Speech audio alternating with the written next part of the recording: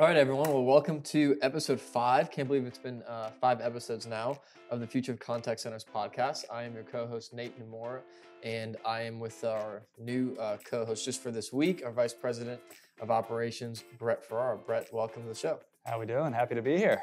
You know, I'm really excited, Brett, for you to join this show in particular because we're talking about something that we're really passionate about, and that's training and contact center training, and specifically we're going to get into a lot of things today that talks about why we believe e-learning and self-learning and, do at your own pace is really the way to go in our industry. But to kick things off, I think let's talk a little bit about why traditional contact center training isn't working. And when we say traditional contact center training is not working, I think what we're really talking about is you get hired for a job, it's 9 to 5, and you go to your first day of classroom training and you're in this form like you and I right here, and you're sitting and you're listening to lectures and you're watching PowerPoint presentations and videos. And if you are a star agent or a star student or whatever you want to call yourself, when that day gets longer and longer, especially over the course of days and weeks, you really lose interest. So, talk to me. I know you've got a lot of experience in our industry, but when you hear classroom training in the contact center field, what are the first few things that pop in your head? Really, the length of them really amazes me. We've talked with clients where, some of them, hey, it's a week classroom, you get it. It's kind of a, there's company information. There's a lot of different stuff they have to cover, especially, for internal company contact center agents. But what you start to hear on some of these tougher campaigns is they get to 5 weeks of training. We've heard 12 weeks of training kind of pitched at us. And the other thing that, really makes it so hard to do classroom training, not only in our model, but why we don't like it, is a lot of our customers, they come to us because they need coverage at really obscure times. Sure.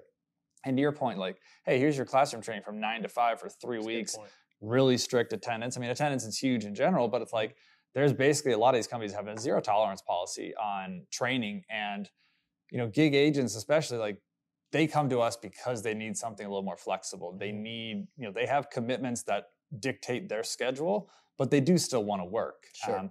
So, if you come to ShyftOff and you say, hey, we need help from 8 or 4 p.m. to midnight, but then you're like, hey, but the classroom training is 9 a.m. to 5 p.m. It's like, okay, well, there's 1 hour where that overlaps. Sure. It's like, I can't run a mandatory training in the classroom if this isn't when these agents are going to be here. Yeah. So, that's kind of the big thing why, classrooms are so tough. To your point, they lose interest.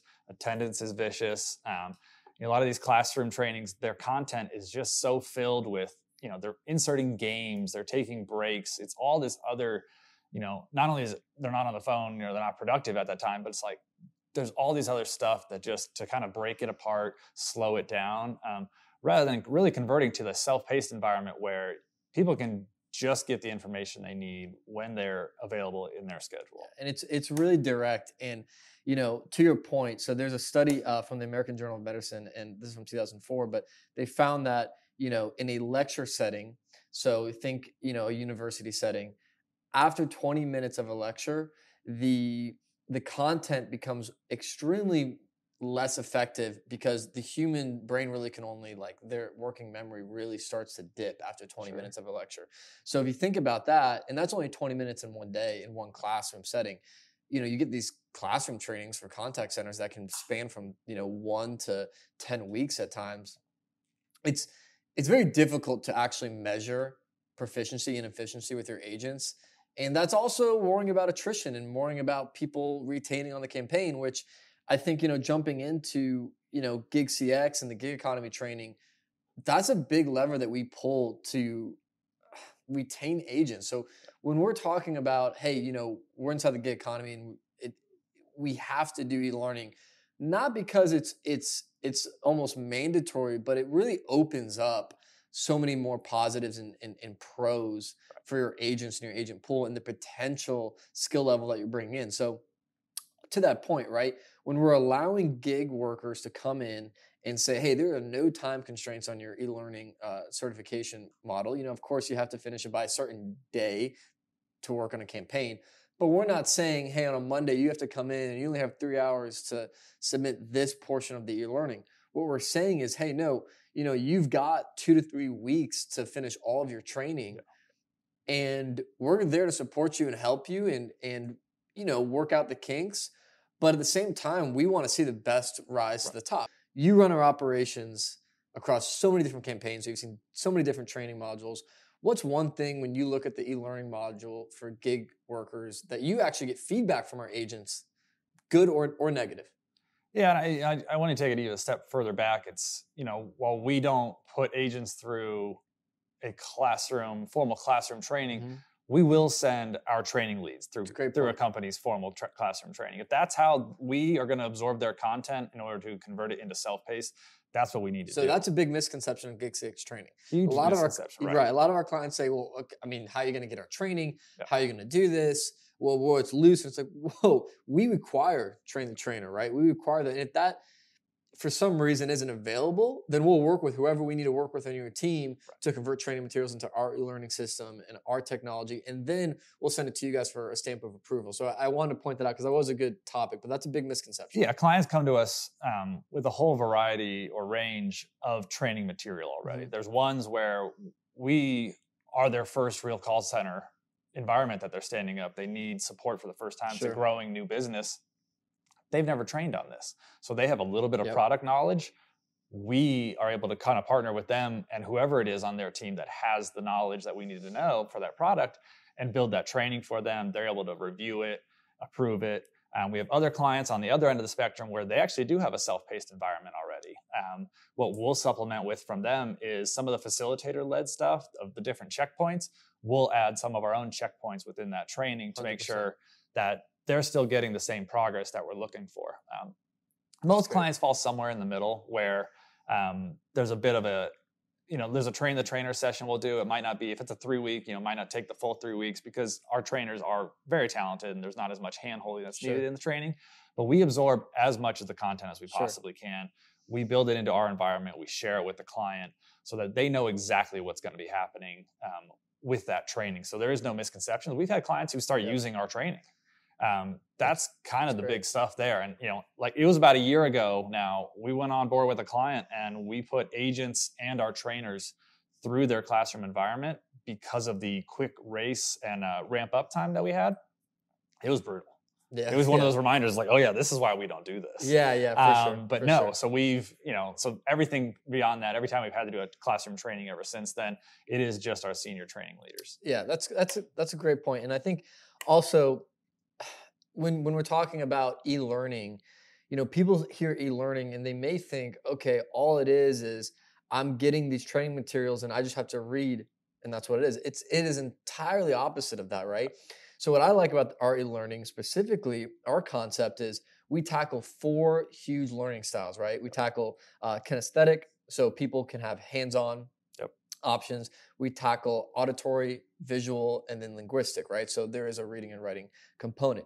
And so a lot of our clients will ask us, well, how are you going to tackle these softwares that are needed for agents to do the job properly and effectively without doing a classroom training?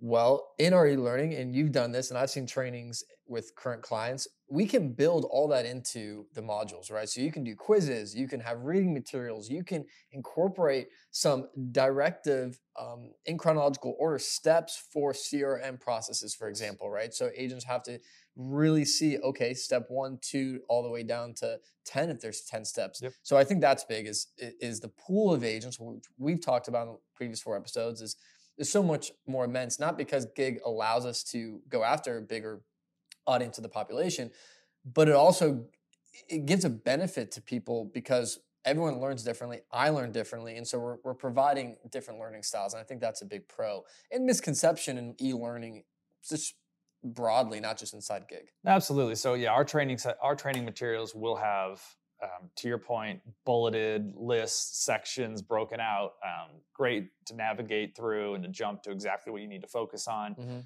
Helps agents when they go live on the campaign as well to be able to jump back in and be like, oh, I remember this part from training. They can navigate it real well. But we have videos that where they can not only, it's us instructing them, but it's also us using those tools. It's how to set up and install things.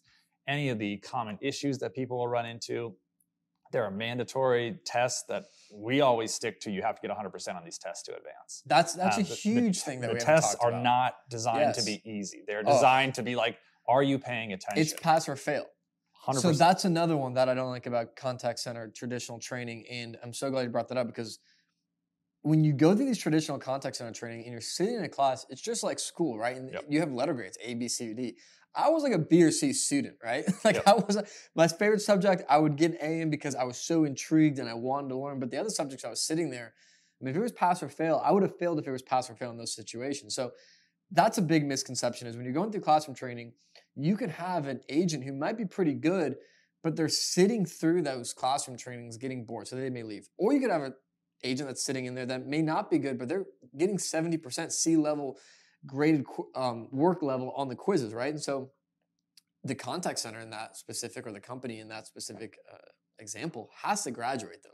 With Gig CX, another misconception that we want to tell people about, because it's a reality, is it's pass or fail. So everybody that's getting passed or passing our training is a full 100% pass or fail. Yeah. No, we work very hard to make sure that the training modules and the test line up exactly, in terms of if you are paying attention to the training modules, which you're able to reference, you will pass these tests. Yeah. The people who do not pass them, or you see them attempted a bunch of times, they're just trying to power through it. 100%. You take these tests, we don't give you the answers after the test. We're not like, oh, you missed this one. Because, then there's people who, they speed right back through it and knock it out. So no, you have to, and we make those tests appropriately difficult to what the calls will be like. Sure. Because that's the other thing, is we don't want people signing up for a very technical campaign saying, yeah, I want it, this is fine. Getting through training, oh, wow, these calls are really hard. It's like, well, that was, that's our responsibility in training, is to make sure that that's understood. It's like, that's a good point. This is an incredibly technical campaign. Yeah. This is why at the end of a lot of our trainings, we'll have a navigation upload where agents will record themselves going through all the tools, going through all the steps to show that they know how to navigate both resources, systems, ask for help, all of those different steps, so that, on day one, when they do get into nesting in productivity, they know how to get around. We know that they're not just lost. I mean, sure. Everyone has deer in the headlights. Everyone gets nervous. Sure. But it's like, let's revert back to our training. This is where I need to go find that help. This is where I need to go for that. So it really works out well. Yeah. And I think too, that's fantastic. I think with e-learning, it all ties into our flexibility, which is what we believe in, and that's why we're so passionate that we're in this industry and we're providing gig economy work for our clients, because, our agents are signing up to work for us for flexibility. Yep. So if we were to say, hey, but you have to, for these 3 weeks, 4 weeks, you don't have any flexibility, you have to be in training, and if you're not, you're out. So we don't say that. E-learning fits what we're promising them, and it fits what they're signing up to do. There was another study, pro e-learning during COVID 2020 from the World Economic Forum that said 25 to 60% of information was actually retained more by students when everybody went from home. Of course, if you don't know, but we know, you have kids. There's a lot more, even though they're back in the classroom setting and in school, which is great. We want them to be. There is even e-learning components inside the current school setting now. So we learn from that as a society, and that's good. And so we're going to take that and put it at a professional level here at ShyftOff. Absolutely. And I think another big component of e-learning is it optimizes training for sure, but because of the optimization, it allows us to save money, and for anybody to save money on training. And then it really one step forward, because we're able to allocate resources efficiently. Mm-hmm. Typically, we don't charge for training, right?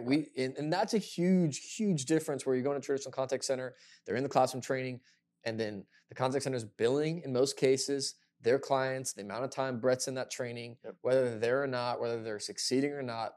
For us, because it's e-learning and because we're allowed to be so creative from a financial perspective, we're not able to say, oh, we have to train, we have to, provide some sort of billable component to training.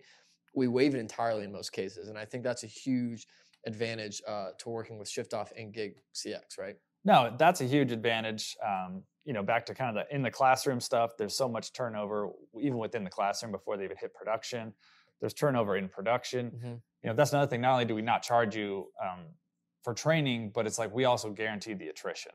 We're taking care of that as well. So it's like we understand that turnover happens. There's going to be people who fall out in the campaign, whether it be they choose it's not for them, might be a performance fallout. People might not succeed on the campaign. There's a wide range of reasons why people, attrition happens, but we also guarantee that as well, in terms of, making sure that's not a cost it's not a constant billing item every single month for the client to deal with. And just like, oh, how come you guys can't retain these agents? Like, we deliver the number of people they want at a high quality. Yeah. We don't want our client to stress about how many people we're having to train. And what we find is a lot of our campaigns, most all campaigns, are very stable. Once you really get to that smooth point where agents have finished nesting, they like the flexibility. They like the schedule. So, it's not this high turnover environment. It's not like gig is even higher turnover than traditional. Gig is less turnover than traditional because there's people who this fits exactly what they're needing. Traditional is delicate, right? Traditional is delicate. It's where's Brett today? It's 9:10. Now I can't start training. It's so disruptive. We eliminate all of that, and it really produces a better outcome for our clients from a production perspective. The other thing really is, for you, and you probably appreciate this a lot, is your resources. Training is disruptive, especially the classroom training. It's disruptive. It's checking in. It's managing it. But because we've established such a really seamless e-learning component to our company, you're able to say, you just track it probably daily, or I don't know what you and your team do, but your team isn't really backtracking to focus on training. It's just kind of keeping up with the flow and managing the efficiencies and the training progress report and sending it to the clients, but you're still focused on the key levers of the operations day to day. So obviously, like I mentioned, with all the tests that we'll have throughout, we're able to track progress there, to track people throughout the whole training. But we also do offer a support Slack environment for agents to come in there, get help during training. There are things that are new to people. We don't want them, this is not like sink or swim. This is not this completely heartless environment. This is, hey, it's self-paced, but we do have resources available. There are optional huddles or tech setup or anything where someone needs to get going. A lot of time we found with training success, if we're able to help a little bit extra with them at the beginning so they can join some live meetings to get started, they feel so much more comfortable diving into it, especially if it's their first gig campaign with us. Our agents, though, who have been with us for multiple campaigns, they love it. They jump right in. We're able to track their progress. We know, because of the information that we've put in there in those tests, if they graduate out, we can trust them to go towards the phone. And then they enter our very formal nesting process that mirrors most every single call center environment. For sure. And I think, too, you're really encouraging problem solving early on. So when you get these traditional contact centers and they're just being taught or lecturing to these individuals, right? The issue with that is then they get on the phones and they're performing their work and their hand isn't held anymore, right? So at the same time, e-learning encourages and promotes and it really requires problem solving and to be a little kinesthetic, which is hands-on and engaged. That was just fantastic. I was really pumped to have you on today because you're the right guy to talk about this, and that was really great. And we're doing a lot of great things in training, and we're only getting started here. I'm looking forward to seeing continually what your team is doing and how you're improving that side of it for our business and the entire industry. Any last thoughts for you? No, I mean, a lot of, especially the client part on the end is our training's ongoing. They're always upskilling an agent, something process change. Sometimes it's just a memo to agents. Sometimes it's, no, we're going to update the LMS. A big thing we'll do on accounts is throughout the month, we'll roll out new exams to agents, kind of as a, hey, stay up to date on the campaign. Gig model agents do have more flexibility. They may have not worked last week. Let's make sure that, if they're coming back in this week, they don't miss anything. Anything that happened last week, we test them to that. So to making sure every agent is on top of their game, knows how to succeed on that campaign is just, it's always ongoing, and we're an excellent partner, and training, I think, is at the heart of it. Brett's very passionate, as you can tell. Really rich insight from him, and I hope it helps anyone who's listening out there. If they have questions about e-learning or they're any sort of hesitancy, just give us a shout. We'd love to talk as always. Thanks for tuning in to episode 5 of the Future of Contact Centers podcast. Again, I'm your co-host, Nate Namor, with our Vice President of Operations, Brett Farrar, and we'll talk to you guys next week. Thank you.